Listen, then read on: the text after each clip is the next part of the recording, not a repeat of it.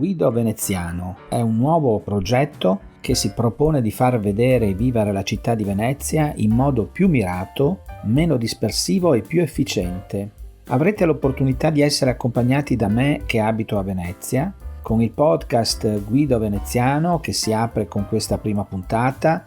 Vorrei dare delle indicazioni utili soprattutto per visitarla, senza perdite di tempo, perché non vale la pena perdere tempo a Venezia.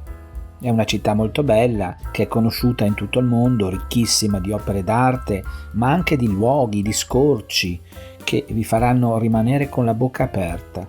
E sapendola girare, non solo si può ottimizzare il tempo, per avere più tempo appunto per viverla.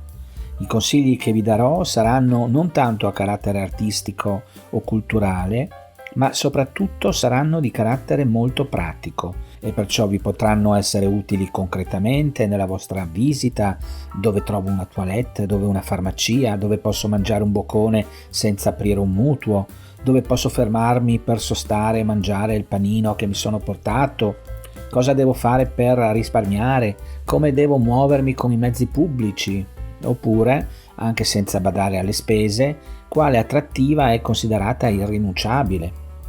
Questi sono gli obiettivi di questo podcast, consigli dunque, che insomma vorrei trovare anch'io a mia volta quando mi accingo a visitare una città che non conosco. Bando alle ciance dunque, vi accompagno subito per mano. Ecco le mie prime indicazioni e riguardano ovviamente l'arrivo, il vostro arrivo a Venezia.